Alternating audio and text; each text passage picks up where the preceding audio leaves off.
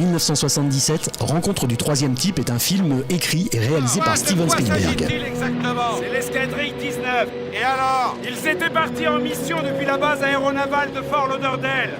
Ils faisaient des approches sur une vieille carcasse.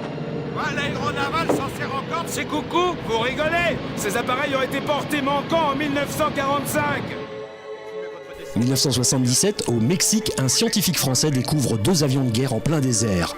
D'autres faits étranges se produisent sur la surface de la planète. Il nous a évité de justesse. Lacombe et son équipe se rendent en Inde pour étudier une série de 5 notes chantées par la foule. Ces sons, d'après les autochtones, proviendraient des cieux. Rapidement, des ovnis sont repérés au-dessus de l'Indiana aux États-Unis. Roy Neary, un réparateur de câbles, délaisse sa famille pour aller réparer les lignes à haute tension sur une nationale. Il fait subitement l'expérience d'une rencontre rapprochée avec un ovni qui émet une vive lumière, brûlant un côté de son visage. En parallèle, l'armée américaine dévoile un plan d'évacuation de la région et prépare la construction d'une base scientifique destinée à accueillir les visiteurs. L'obsession de Neary vis-à-vis de la forme évoquant le lieu d'atterrissage extraterrestre pousse ce dernier à quitter sa famille. Il se rend donc sur place à la recherche de la vérité.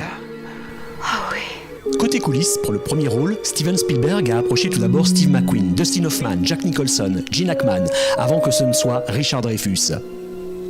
Anecdote encore, et je m'adresse aux mélomanes, pour le fameux petit morceau musical qui est utilisé pour communiquer avec le vaisseau extraterrestre, la partition du code musical, célébrissime, est si bémol, do, la bémol, mi bémol. Et oui. Je veux m'assurer que je vois ça de mes yeux.